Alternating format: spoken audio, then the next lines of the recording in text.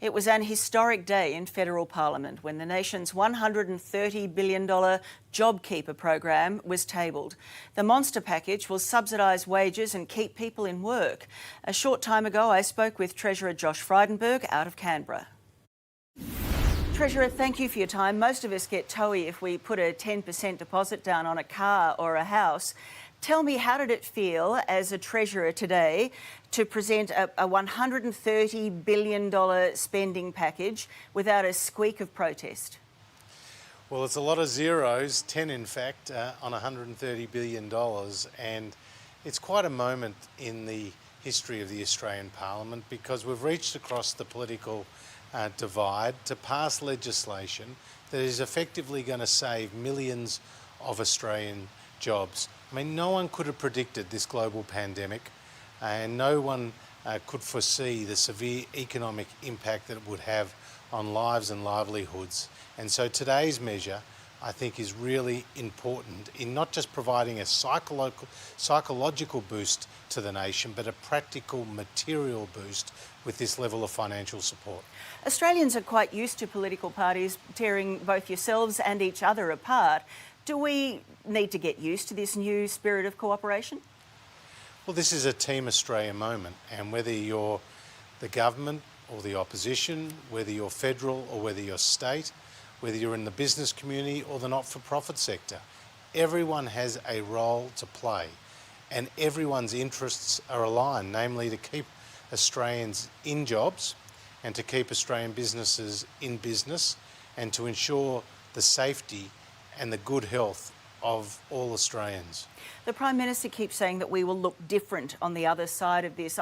I'd like you to paint me a picture, or paint us a picture of that, because we all want to know how this is going to change things. Are businesses going to be smaller? Are taxes going to be higher? Are we, for example, going to incentivise a return to local manufacturing after the faults in supply lines that this crisis has highlighted?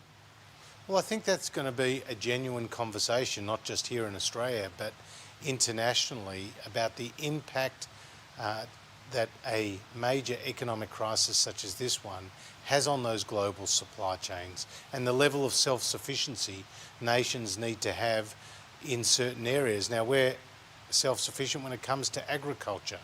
We've obviously got manufacturing here in Australia in some areas, but not in others. We can't be expected to build or to manufacture everything here in Australia. It just wouldn't make economic sense to do so. But I do believe we'll need to reassess those global supply chains and what it means to this country at times of crises. So has this been a wake-up call in that sense? I think it's a global wake-up call. I mean, the pain and suffering that has been caused by this coronavirus has been immense. And while the past few weeks have been tough, I fear that the weeks ahead will be even tougher. And that's why the Prime Minister has prepared the nation for at least 6 months with respect to the struggle ahead. You mentioned the 6 months, and obviously the Prime Minister has talked about 6 months, but the Prime Minister also said the other day that these economic measures were finite. He was quite definitive about that. He said beyond which they can't be sustained. You must have a sense of the time frame. You, of all people, would know how much we can afford. Well, the legislation that we've been passing through the Parliament with respect to the 3 separate economic passages have sunset clause on them, and what that means is they come to an end after 6 months. Now, of course, we'll continue to assess the areas of need, but what we don't want is to be spending money for a day longer than we have to, and that's the reality of it. Today's JobKeeper package is a major call on the public purse. At $130 billion, Tracy, the country's never seen anything of this scale and scope. But it is necessary because of the huge economic impact of the coronavirus. So, given that we are not going to have a vaccine in 6 months, and at this stage we don't have a cure or any really viable, effective treatment, so that probably won't happen in 6 months, can you see a scenario where we have to look at other measures, for example, building a protective wall around the most vulnerable people in our community and waking the economy up because we can't afford to keep going on like this? Well, we'll be guided by the medical advice, as you would expect us to do, and that's certainly been the case to date, and I think that's served the nation well. What we have is one of the highest rates of testing in the world and one of the lowest mortality rates in the world, and we're starting to see that curve flatten out. But we'll continue to speak to the Chief Medical Officer at both the federal and at the state level. The National Cabinet is working well, giving the Australian people the confidence that decisions are being made after consultation, and that will be very helpful in plotting the pathway out of this crisis. It seems, though, that the tom-toms are starting to beat in terms of easing restrictions and waking up activity. The New South Wales Premier Gladys Berejiklian today was talking about reviewing restrictions on a monthly basis. Is that something that you're in favour of?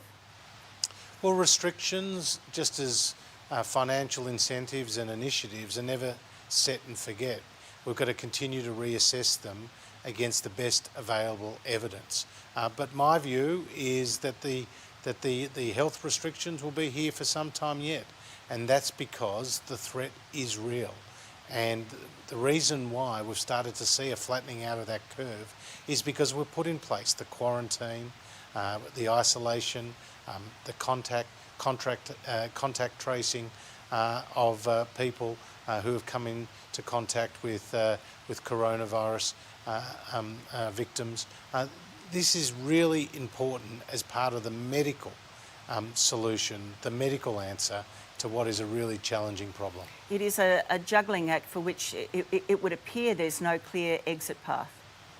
Well, neither you or I are going to solve for the coronavirus, Tracy. It's going to be a smart medical researcher, a doctor, a scientist who's working in a lab day and night on that vaccine.